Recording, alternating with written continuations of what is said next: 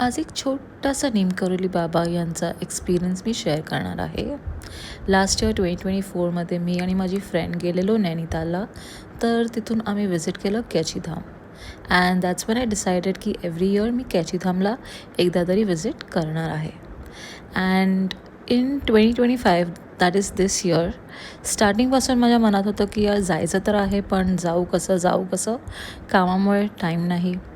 तर अचानक around mid of Feb माझ्या फ्रेंडचा मला एक मेसेज आला की तिचं लग्न ठरलं आहे आणि ते लग्न आहे कुठे म्हटलं, नैनितालला.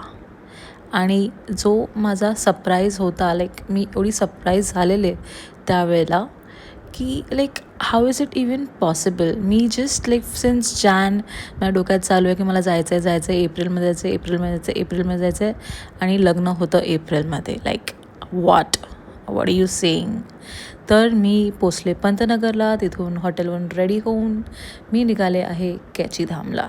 आणि जस्ट बिफोर मी हा व्हिडिओ रेकॉर्ड करत होते गाडीमध्ये बसून, मला आठवलं की एक भूम्याधार आश्रम पण आहे निमकरोली बाबांचं, जे फक्त 5 किलोमीटर लांब आहे कॅचीवरून.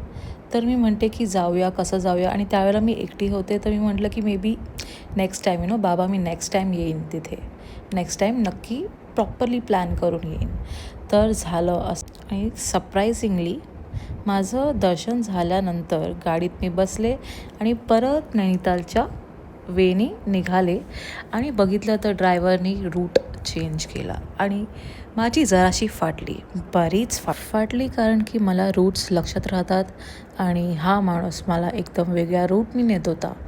तर मी त्याला विचारलं की अरे बाबा, हा कोणता रूट आहे, इथून का नेतो.